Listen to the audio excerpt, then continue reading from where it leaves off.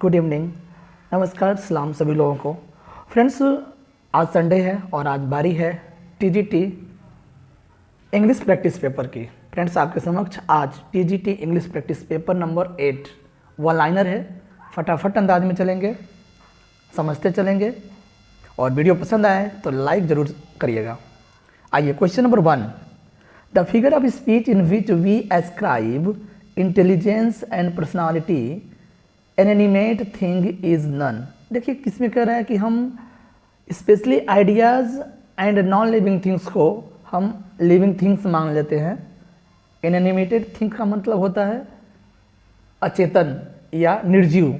उसको हम क्या, किसी इंटेलिजेंस को हम क्या करते हैं, सजीव मान लेते हैं, तो वह होता है पर्सनिफिकेशन। ठीक है, personification. A person of a material outlook and indifferent to culture is called. तो कह रहा है कि एक व्यक्ति जो मटेरियल आउटलुक का, भौतिकवादी उसका नज़रिया है, and indifferent to culture is called, philistine होता है जो दूसरे के कल्चर को पसंद नहीं करता है, दैट इज कॉल्ड फिलिस्तीन। विच of the following word is misspelled. Celibacy में यस है, यस वाई है। सेलिबेसी एक्चुअली कुंवारापन होता है। सेलिबेसी में सी वाई होगा, CELEBACY, सेलिबेसी। ठीक है, तो ये सही होगा, ये गलत होगा। नेक्स्ट क्वेश्चन की ओर बढ़ते हैं। Who is the heroine in Shakespeare's the Tempest. तो टेम्पेस्ट की अगर बात करते हैं तो 1611 में देखने को मिलता है। मिरांडा उसकी हीरोइन है। और कौन है मिरांडा? तो डॉटर ऑफ प्रॉस्पेरो, प्रॉस्पेरो की बेटी है। कौन? Miranda. Autobiography means the life history of a person written by himself, यानी खुद के बारे में खुद लिखना ऑटोबायोग्राफी कहलाता है, जिसे हम हिंदी में आत्मकथा बोलते हैं। Who changed her religion some years ago, वैसे बड़ी समय हो गया, तो बात हम कमला दास की कर रहे हैं। ये 1999 में अपना चेंज करती हैं रिलीजन, और कमला दास से कमला सुरैया हो जाती हैं। अगर इनके डेट ऑफ बर्थ की बात करते हैं तो 1934 में पैदा हुई थी और 2009 में इनका डेथ होता है। माई स्टोरी जो इनका ऑटोबायोग्राफी है कमला दास का, उसके लिए जानी जाती हैं, माई स्टोरी। ठीक है, इम्पॉर्टेंट ऑनलाइनर इन पर बन चुका है और टीजीटी नहीं, LT ग्रेड और PGT के लिए इम्पॉर्टेंट है, तो जाकर देखिएगा। इन पर बेस्ट ऑनलाइनर मैंने वीडियो बहुत सारा बनाया हुआ है। बढ़ते हैं नेक्स्ट क्वेश्चन की ओर। O Julius Caesar thou art mighty yet. Julius Caesar, Brutus की लाइन है फ्रेंड्स।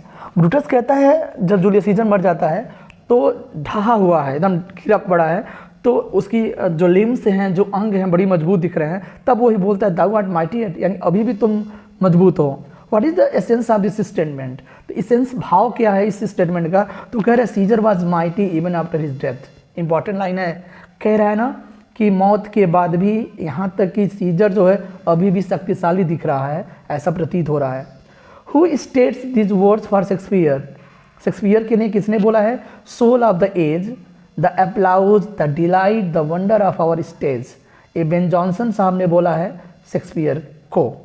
एक्चुअली शेक्सपियर के बहुत बड़े प्रशंसक रहे हैं Ben Jonson. Macbeth sees the ghost of. तो मैकबेथ किसका घोस्ट देखता है, किसका भूत? तो मैकबेथ का, यानी बैंकों का भूत देखता है। कौन? मैकबेथ। मैकबेथ एक ट्रेजेडी है, आया इसको देखना होगा तो 1606 या 7 में दिखता है, और पब्लिकेशन फर्स्ट फोलियो 1623 में हुआ है इसका पब्लिकेशन। और बैंको और मैकबेथ दोनों सेनापति रहते हैं। स्विट्जरलैंड की कहानी है इसमें। लेडी मैकबेथ भी मैकबेथ की पत्नी है इसमें। चलिए आगे बढ़ते हैं। Who states he found English a dialect and left it language. तो कह रहे हैं कि he found English a dialect and left it a language. तो लॉवेल ने बोला है, एक इसके बारे में बोला है, चासर के बारे में बोला है। ध्यान रखिएगा, लाइन चासर के लिए है, लॉवेल के द्वारा। इंपॉर्टेंट है। The poet of the famous poem daffodils. तो डैफोडिल्स जो पोएम है फ्रेंड्स, वो वर्ड्सवर्थ के द्वारा लिखा गया पोएम है, आया है 1807 में। इसका जो सेकेंड सब टाइटल है वह है I wandered lonely as a cloud. I wandered lonely as a cloud. आपको बता दें डैफोडिल्स एक लिरिक पोयम है, यह भी ध्यान रखिएगा। और डैफोडिल्स एक पीला फूल होता है जो तालाब में उगता है, ठीक है। बढ़ते हैं नेक्स्ट क्वेश्चन की ओर। Arnold wrote with him is born our real poetry, यानी उसके साथ हमारी वास्तविक पोएट्री का जन्म होता है। हिम किसको रेफर करता है, तो हिम यहाँ आया है चासर के लिए, ठीक है, जोफ्रे चासर के लिए। विच of the following sentences has the figure of speech, ठीक है, कॉल्ड अपस्ट्रॉफी। तो कह रहा है कि कौन सा नीचे सेंटेंस है जिसे हम अपस्ट्रॉफी बोल सकते हैं, तो वो solitude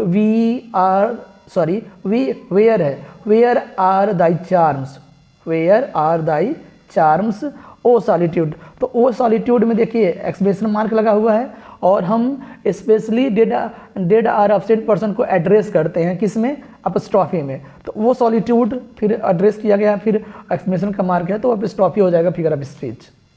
a person living at the same time as another, यानी समकालीन इसे हिंदी में बोलते हैं और इंग्लिश में कंटेम्प्रेरी होता है समकालीन, यानी एक व्यक्ति के साथ दूसरा भी अगर उस समय है तो उसका वो कंटेम्प्रेरी कहलाएगा। What figure of speech has been used in the following line, तो देखिए फॉलोइंग लाइन में क्या है, वो वर्ड, वो लाइफ, वो time, O Julius Caesar thou art mighty yet. तो देखिए लाइन जो है जूलियस सीजर से, वो Julius Caesar thou art mighty yet, ये जूलियस सीजर की लाइन है, तो ओ जूलियस सीजर इसमें भी अपस्ट्रॉफी है, वो वर्ड, ओ लाइफ, ओ टाइम एड्रेस किया गया है ना फ्रेंड्स, जब एड्रेस संबोधन किया हो तो फिगर ऑफ स्पीच अपस्ट्रॉफी हो जाएगा। डिस्ट्रीब्यूट दी स्वीट्स, देखिए क्या लिखा हूँ, स्वीट्स है यानी इन मिठाइयों को बांटो राम एंड सुरेश। तो प्रीपोजिशन इसमें भरना है, एक्चुअली दो लोग हैं तो बिटवीन का प्रयोग करेंगे, बहुत सारे लोग होंगे तो एमॉन्ग का यूज होगा। और आपको बता दें distribute the sweets dot dot dot अस आ जाए तो वहाँ पर एमॉन्ग ना होकर के अमॉन्गस्ट हो जाएगा, ठीक है ना, ये इंपॉर्टेंट है। करेक्ट फॉर्म द सेंटेंस, तो कह रहा है कि I bear no malice against anybody. Actually इस देखिए मेलिस के साथ ना अगेंस्ट होता है, ध्यान रखिएगा, यानी मेलिस एक ऐसा शब्द है जिसके साथ प्रीपोजिशन अगेंस्ट का प्रयोग होगा, बस यही बताना था। I bear no malice against anybody. Cowards die many time before their death, Julius Caesar की लाइन है, the valiant never taste of death at once. तो this lines have been taken from Julius Caesar, ठीक है, और Julius Caesar कब आया था, लिखा गया था 1599 में, और ये लाइन जो है एक्ट 2 सीन 2 से लिया गया है, एक्ट 2 सीन 2 से लिया गया है, cowards die many time before their death. फिर इन द ब्लैंक्स की बात करते हैं, क्वेश्चन नंबर 19 की, कह रहे यूज ऑफ दीज, अब फिजिक की बात करें, physic for 7 days will cure you of your illness. तो कह रहा है कि वह आपको निदान दिलाएगा। फिजिक के यहाँ मेडिसिन से मतलब है फ्रेंड्स, फिजिक का मतलब यहाँ मेडिसिन से है कि इस मेडिसिन को 7 days तक लीजिए, आपकी बीमारी ठीक हो जाएगी। विच वर्ड इज मिसस्पेल्ड, तो देखिए दिया क्या था, वो रिटोरिक था, लेकिन रिटोरिक में RHY नहीं होगा, RHETORIC होगा। रिटोरिक एक सही है, एक गलत हो जाएगा। पंक्चुएटेड करेक्टली, मैंने दिया नहीं है, डायरेक्ट पंक्चुएट किया है। द ओल्ड मैन चकल्ड, चकल मन होता है हंसना, खिलखिला के हंसना, एंड सेड, और कहा यू हैव एट लर्न, तुम्हें अभी सीखना है, at learn how to fly kite properly my child. तो देखिए माई चाइल्ड संबोधन है तो स्योर कामा लगेगा, फुल स्टॉप नोटेड कामा, तो ये पंक्चुएटेड, फुली पंक्चुएटेड है, no problem in this sentence. The plot, Aristotle की लाइन है क्या, हाँ अरिस्टोटल की लाइन है, the plot then is the first principle and soul of tragedy. तो कह रहा है कि सोल ऑफ ट्रेजेडी क्या कहलाता है, प्लॉट कहलाता है, ठीक है, यानी किसी भी दुखांत नाटक का जो आत्मा होता है वो प्लॉट होता है। And character hold the second place, और कैरेक्टर कौन से स्थान पे आता है, सेकेंड स्थान पर। ये अरिस्टोटल ने बोला है अबाउट ट्रेजेडी के बारे में इन हिज पोएटिक्स, अपने बुक पोएटिक्स में। Which of the following words are personified, thirsty earth, प्यासा कौन होता है, हम लोग होते हैं, लेकिन पृथ्वी यहाँ प्यासी है, इसका मतलब थर्स्टी अर्थ जो है यहाँ पर्सनिफाई किया गया है, ठीक है, यानी अर्थ को पर्सन माना गया है इस लाइन में। गीतांजलि की बात करते हैं, Gitanjali is English was publish, तो 1912 में इंग्लिश में पब्लिश होता है, ठीक है।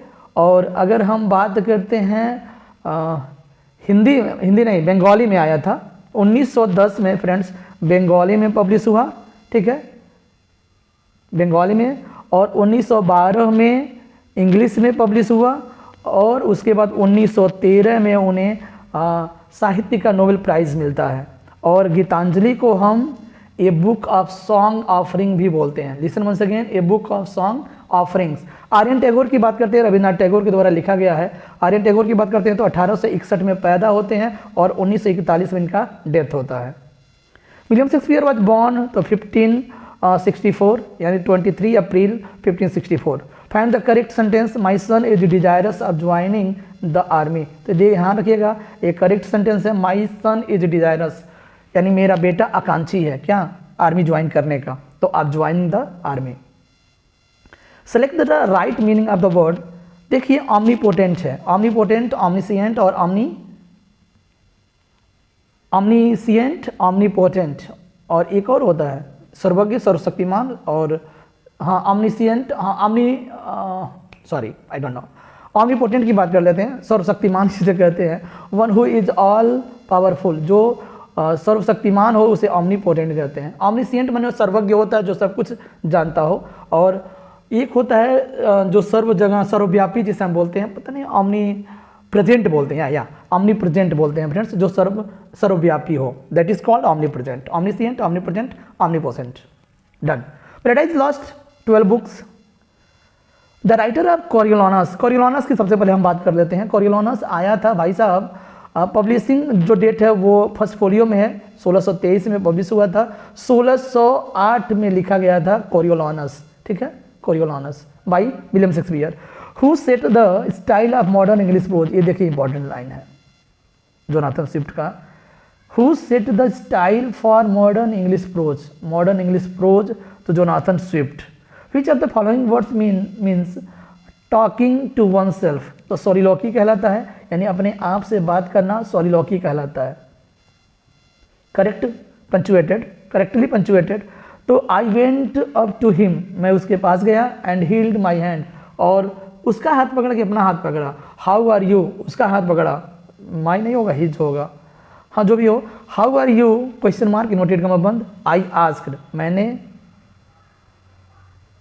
ओहो, I went up to him, मैं उसके पास गया और उसने मेरा हाथ पकड़ा, उसने पूछा कि हाउ आर यू, मैंने कहा I am not in hilarious spirits, ठीक है, फुल स्टॉप नोटेड कॉमा बंद। ही आंसर्ड, यहाँ देखिए मैंने उससे पूछा, sorry, I went up to him and held my hand, how are you, I asked, और इधर से फिर कह रहा है कि I am not in hilarious spirit, he answered, उसने जवाब दिया।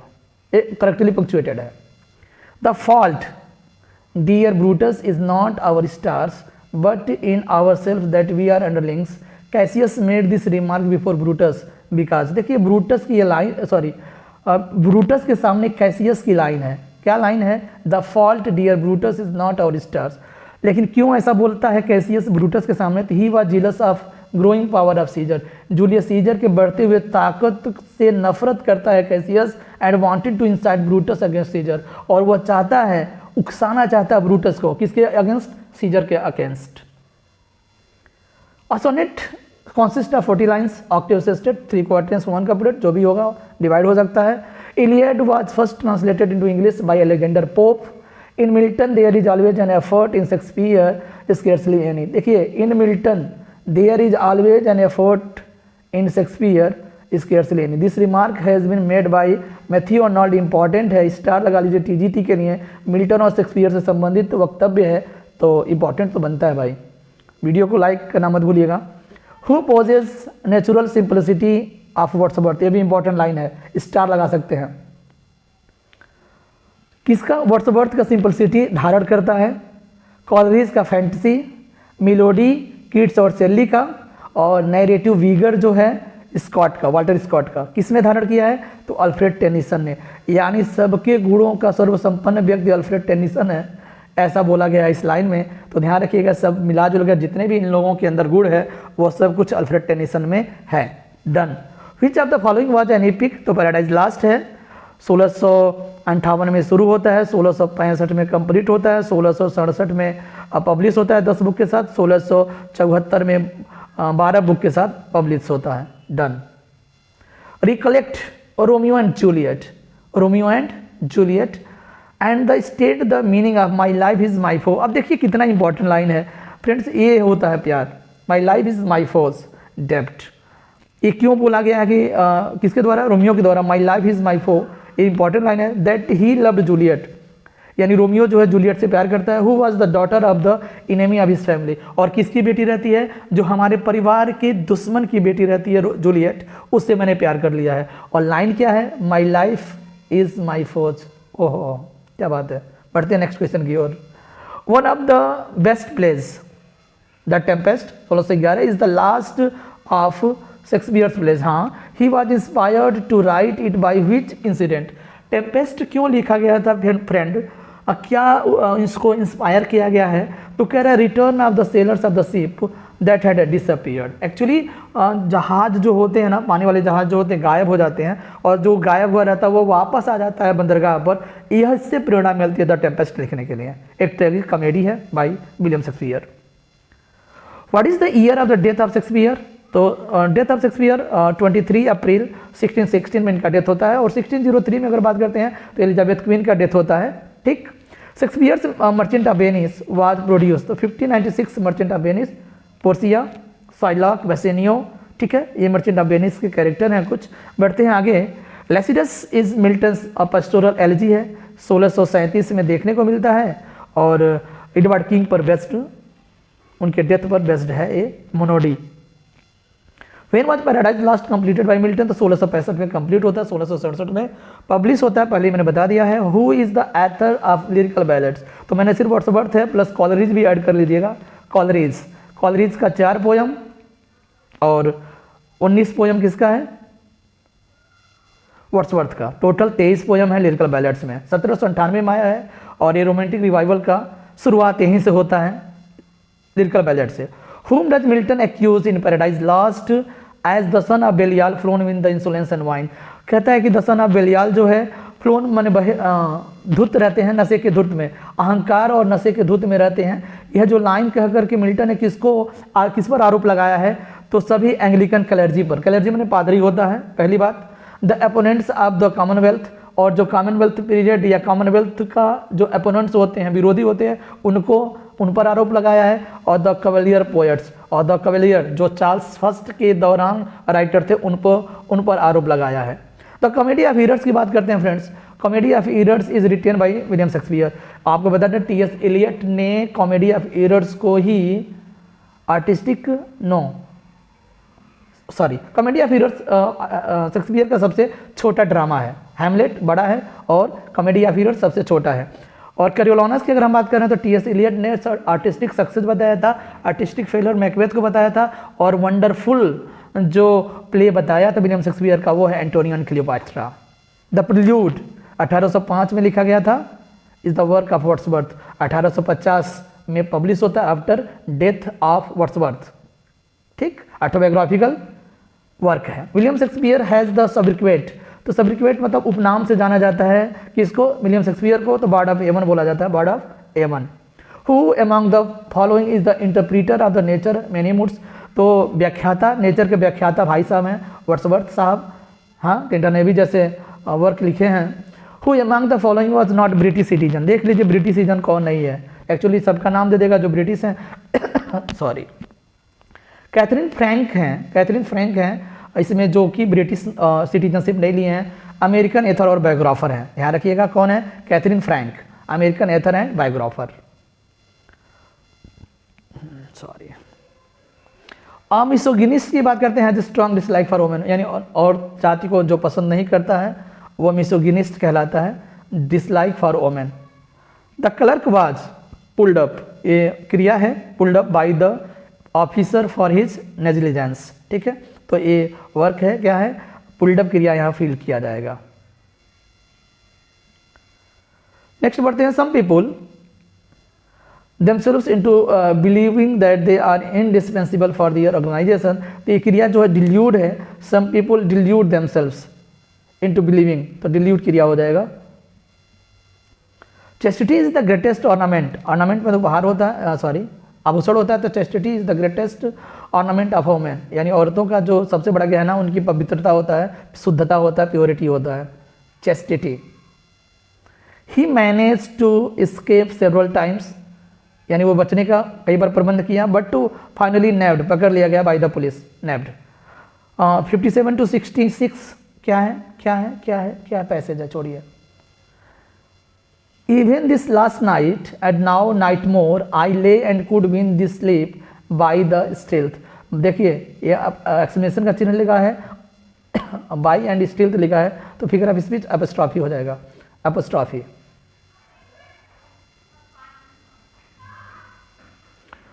What is caesura in poetry? The pause indicated a comma. तो जहाँ सेसुरा होता है ना पोएट्री में, उसे हम पॉज बोलते हैं, रुकना पड़ता है थोड़ा सा, पॉज। आगे बढ़ते हैं।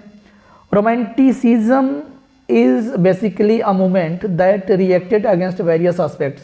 In philosophy, the romanticism reacted against. तो क्या है? तो कह रहा है कि the rationalism of 18th century. The rationalism of 18th century.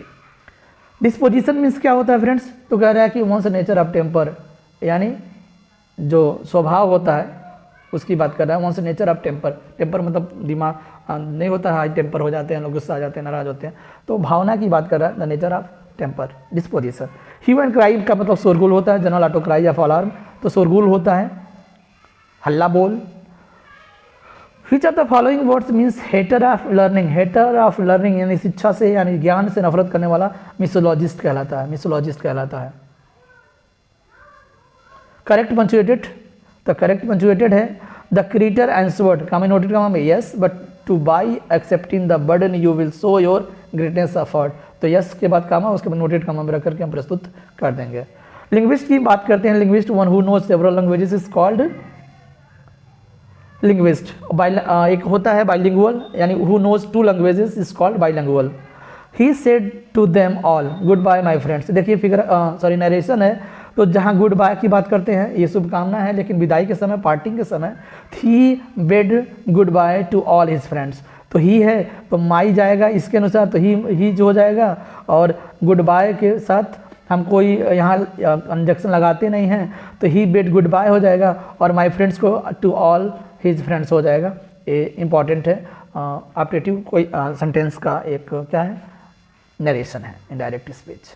What is the antonym of insolvent? Insolvent माने होता है वह व्यक्ति जो कर्ज खाया रहता है, भगौड़ा टाइप का, इंसॉल्वेंट भगौड़ा, तो वो धनवान हो जाएगा, इसका opposite.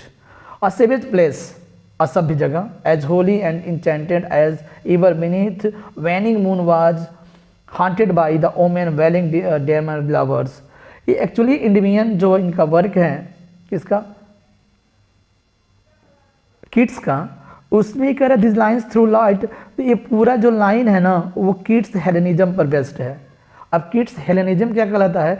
Actually kids was inspired by Greek mythology, तो मिथोलॉजी, ग्रीक मिथोलॉजी से बहुत ही इंस्पायर्ड हुए हैं। Actually Greek mythology, culture, art and literature, और इसी को हम हेलेनिज्म बोलते हैं। क्या बोलते हैं? हेलेनिज्म बोलते हैं, यानी ग्रीक मिथोलॉजी, आर्ट, कल्चर और लिटरेचर से बड़ी प्रभावित हुए हैं, इसलिए किड्स हेलेनिज्म वो कहलाता है। वो ज़्यादा से ज़्यादा ग्रीक चीज़ों से प्रभावित है। करेक्ट स्पेलिंग की बात कर रहे हैं। डिसपैशनेट माने जुनून, एक तो होता है पैशनेट माने जुनूनी होता है, और डिसपैशनेट मतलब काम होता है, बहुत ही शांत प्रिय व्यक्ति, काम।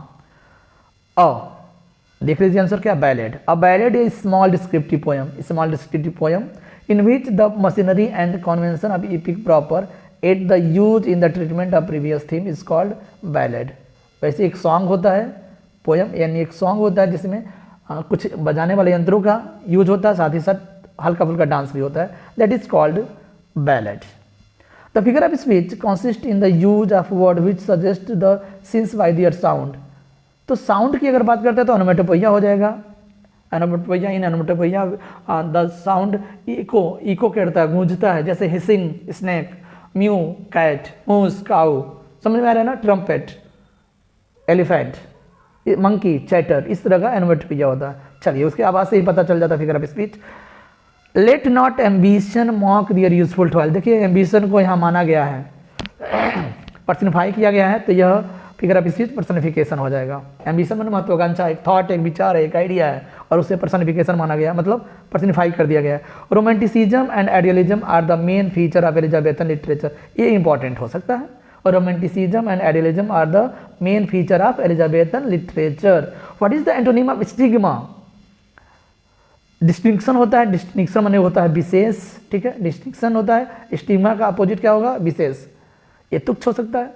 The empty vessel sounds much, यानी जो खाली बर्तन होते हैं ना बड़ी आवाज़ करते हैं, एक प्रोवर्ब है, हाँ प्रोवर्ब है, the empty vessels sounds much, बहुत ही आवाज़ करते हैं। Which of the following is not authored by William Shakespeare, तो doctor Jekyll and mister Hyde जो है एक नोवेला है आर.एल. स्टीवेंसन का जो 1886 में आया था। यह वर्क जो है विलियम शेक्सपियर का नहीं है, ऐसा यह पूछा गया है 2004 में। Who among the following started his writing first, तो चारों William Shakespeare, William Wordsworth, John Milton, John Galsworthy में सबसे पहले कौन लेखनी का काम किया, तो उस विलियम शेक्सपियर, क्योंकि 1564 में सबसे पहले यही पैदा हुए थे। Who among the following is English romantic poet, तो रोमांटिक पोएट हैं वर्ड्सवर्थ, 1798 में इनका लिरिकल बैलेट्स आता है, तो श्योर है कि रोमांटिक पोएट कहलाएंगे। टिंटन एबी की अगर बात करते हैं 1793 में एक बार गए थे, फिर 5 साल बाद 1798 में गए थे, एक ड्रामेटिक लिरिक है by Wordsworth. Cleopatra was queen of, देखिए एंटोनियो क्लियोपात्रा की बात करते हैं तो 1607 में शायद लिखा गया था एंटोनियो क्लियोपात्रा, और Cleopatra was queen of Egypt, कहाँ की महारानी थी, इजिप्ट की, इजिप्ट बने मिस्र, कायरो राजधानी है उसका।